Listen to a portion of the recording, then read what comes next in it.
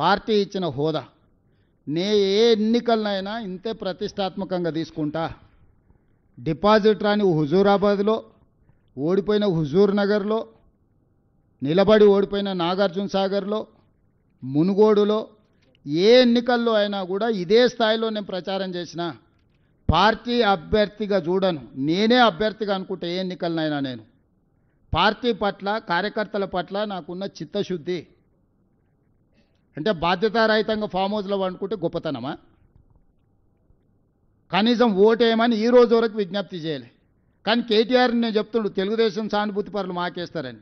ఎందుక ఎన్టీఆర్ ఘాట్ను తొలగిస్తామని ముందుకు వచ్చినందుకు ఎన్టీఆర్ ఘాట్నే తీసేసేందుకు ఎన్టీఆర్ అభిమానులు ఓటేస్తారా?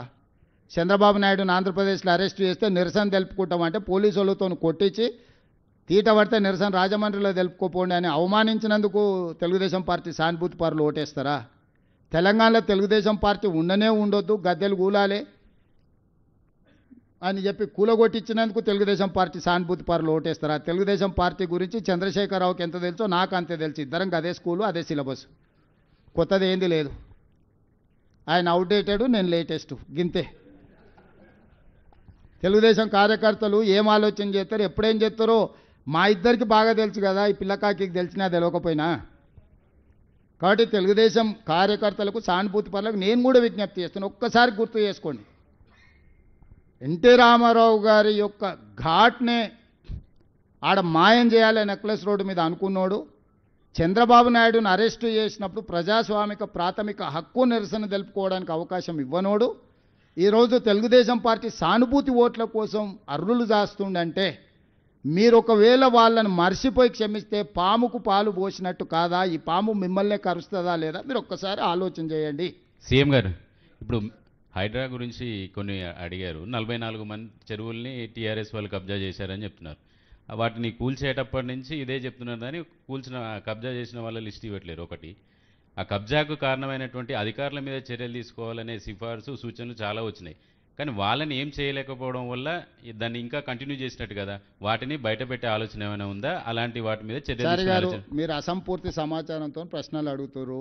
అట్లా పాల్పడ్డ వాళ్ళ మీద క్రిమినల్ కేసులు కూడా పెట్టడం జరిగింది. చెరువులను పునరుద్ధరించడం జరిగింది. ఓవర్ నైట్ అన్నీ జరగవు. ఇప్పుడు చేస్తున్నందుకే, ఈ చెరువులన్నిటిని పునరుద్ధరించినందుకే ఈ సమస్యలు వచ్చినాయి. ఏ చెరువులు అయితే కబ్జాలు తొలగించినాం వాటిని పునరుద్ధరించే కార్యక్రమాలు కూడా చేస్తున్నాం. బతుకమ్మ చెరువు కబ్జాలు తీసేసి వదల్లే, బతుకమ్మ కుంటగా తీర్చిదిద్ది బతుకమ్మ పండుగ చేసినాం. తుమ్మిడి కుంట ఈరోజు ఎట్లా పనులు జరుగుతున్నాయో చూడండి, లేకపోతే సున్నం చెరువు ఎట్లా జరుగుతున్నాయో చూడండి, కుక్కట్పల్లిలో జరుగుతున్న నల్ల చెరువు చూడండి. ఎక్కడెక్కడైతే చెరువులను కబ్జాల నుంచి విముక్తి చేసినామో వాటిని పునరుద్ధరించి ప్రజలకు అంకితం చేస్తున్నాం. నాలాలను కూడా తొలగించి వదులుతలేము.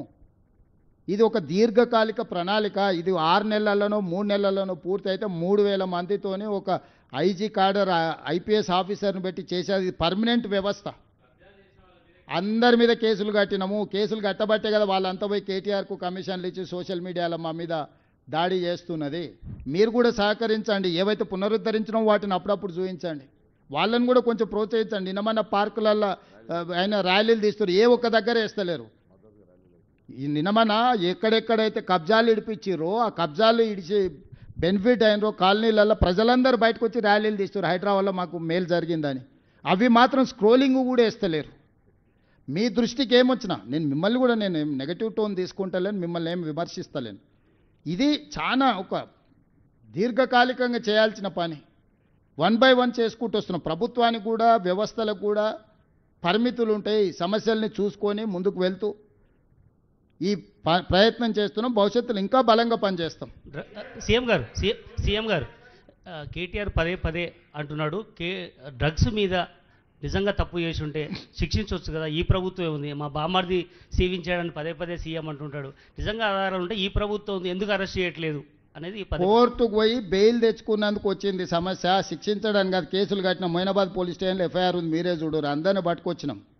అందరిని ఎవరెవరి మీద అయితే కేసులు పెట్టినో దాంట్లో వీళ్ళందరూ ఏంటంటే డ్రగ్స్ అమ్మేవాడికి శిక్ష ఉంది, డ్రగ్స్ సేవించేవాడికి శిక్ష లేదు, సానుభూతి ఉంది. అందుకే బెయిలబుల్ సెక్షన్స్. డ్రంక్ అండ్ డ్రైవ్లో జైలుకు తోలుతుంది, కానీ గంజాయి, కొకేన్, హెరాయిన్ తీసుకుంటే స్టేషన్ బెయిలబుల్ సెక్షన్స్ ఉన్నాయి. చట్టాన్ని సవరించాల్సిన అవసరం ఉంది. నేను చీఫ్ జస్టిస్ ఆఫ్ ఇండియా కలిసినప్పుడు నేను వారికి విజ్ఞప్తి చేసిన, చట్టంలో లొసుగు ఏంటంటే కొకేన్, హెరాయిన్ ఇట్లాంటి అత్యంత ప్రమాదకరమైన మాదక ద్రవ్యాలను సేవించిన వాళ్ళను సానుభూతితో చూడాలి, వాళ్ళు బాధితులని ఉంది చట్టంలో. దాంతో బాధితుల కింద ఇట్లా నడుచుకుంటూ పోయి అట్లా ఇంటికి వచ్చేస్తారు. దాంతో ఇంకా ధైర్యం వచ్చి రెండింతలు కొడుతురు. అసలు విచిత్రంగా ఉన్నది చట్టం. అక్కడక్కడ రోడ్ల మీద డ్రంక్ అండ్ డ్రైవ్ ఉంటే వారం వారం రోజులు జైలుకు తోలుతురు తాగి నడిపినందుకు. ఇంత ప్రమాదకరమైన దీంట్లో స్టేషన్ బెయిలబుల్ ఉన్నాయి సెక్షన్స్.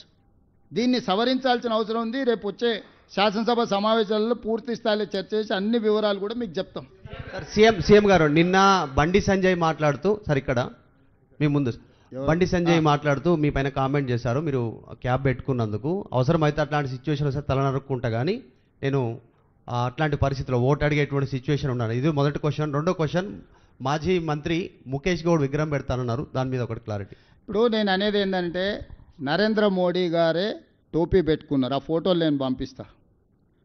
మొదట నరేంద్ర మోడీ గారి విధానం ఏందో చెప్పమనుంది.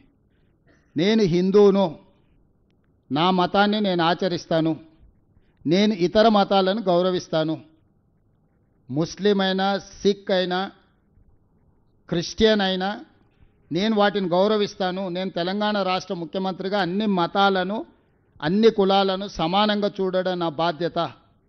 వారి ఉద్దేశంలో ముస్లిం మైనారిటీలు ఈ దేశంలోనే ఉండొద్దు అని వాళ్ళ ఉంటే వాళ్ళ భావదారిద్ర్యం అది. బండి సంజయ్ గారి ఆలోచనలోనే లోపం ఉన్నది. వాళ్ళ భారతీయ జనతా పార్టీ నాయకులు ఎంతమంది టోపీలు పెట్టుకున్నారో నేను అన్ని బండి సంజయ్ గారికి పంపిస్తా. మొదట దాని సంగతి తేల్చిన తర్వాత నా గురించి. నేను తెలియకుండానో అవసరానికో టోపీ పెట్టుకోలే, చాలాసార్లు టోపీ పెట్టుకున్నా. మైనారిటీల దగ్గరికి వెళ్ళినప్పుడు వాళ్ళ మత సాంప్రదాయం ప్రకారం మనకి ఇచ్చినప్పుడు పెట్టుకుంటాం. మనం గుళ్ళో పూజకి వెళ్తాం. నేను మన శంకర మఠానికి వెళ్ళినా, అక్కడ సాంప్రదాయం ఏంది, నువ్వు పైన ఏం వేసుకోకూడదు, లుంగి కట్టుకోవాలి అన్నారు. మొత్తం షర్టు అన్నీ తీసేసి లుంగి కట్టుకొని ఆ సాంప్రదాయాన్ని గౌరవించిన. దానికి హిందూ మతతత్వవాది అంటారా? ఎక్కడికి వెళ్ళినప్పుడు ఆ మతాన్ని గౌరవించడం అనేది మన బాధ్యత. నేను అక్కడికి వెళ్ళినప్పుడు వాళ్ళు నాకు ఇది ఇచ్చిండ్రు, నేను ఆ మతాన్ని గౌరవించే ఉద్దేశంతో నా టోపీ పెట్టుకున్నా. అంతకంటే ముందు చర్చ్ ఫాదర్స్ వచ్చారు ఇక్కడికే, వాళ్ళు ప్రార్థన చేసిండ్రు. తప్పేముంది? సర్వమత సమ్మేళనమే మా ప్రభుత్వము. మేము ఒక మత వివక్ష అనేది మేము చూపించము. సీఎం గారు 2004 నుంచి 2014 వరకు పాలన చెప్పారు. ఎవరో పేరు చెప్పా? రాజిరెడ్డి సార్. 2004 నుంచి 2014 వరకు చెప్పారు. 2014 నుంచి 2023 వరకు మీ 10 సంవత్సరాలు, వాళ్ళ 10 సంవత్సరాలు, ఇప్పుడు 2 సంవత్సరాల ప్రజాపాలన గురించి కూడా చెప్పారు. జూబ్లీ హిల్స్ బై ఎలక్షన్స్ను రిఫరెండంగా భావిస్తారా మీరు? ఇప్పుడు రాజిరెడ్డి ఈ అన్ని కాలం చెల్లిపోయిన మాటలు, అర్థం పర్థం లేని మాటలు. ప్రతి ఎన్నిక మా ప్రభుత్వం యొక్క పనితనానికి పరీక్షనే. ప్రతి ఎన్నికల్లో వచ్చే ఫలితాలను గెలిచినా ఓడినా విశ్లేషించుకొని ఇంకా ఎట్లా బాగా పనిచేయాలి, పరిపాలన అందించాలి, పేదలకు సహాయం చేయాలనేదే మా ఆలోచన. పనికిమాలిన వాళ్ళు అప్పుడప్పుడు వచ్చేటోడు ఇట్లాంటి మాటలు మాట్లాడతాడు. సంక్రాంతి పండుగ గంగరెద్దులోళ్ళు ఇట్లాంటివన్నీ మాట్లాడుతుంటారు. నేను ఫుల్ టైం పొలిటీషియన్ అయ్యా, ప్రజాప్రతినిధిని.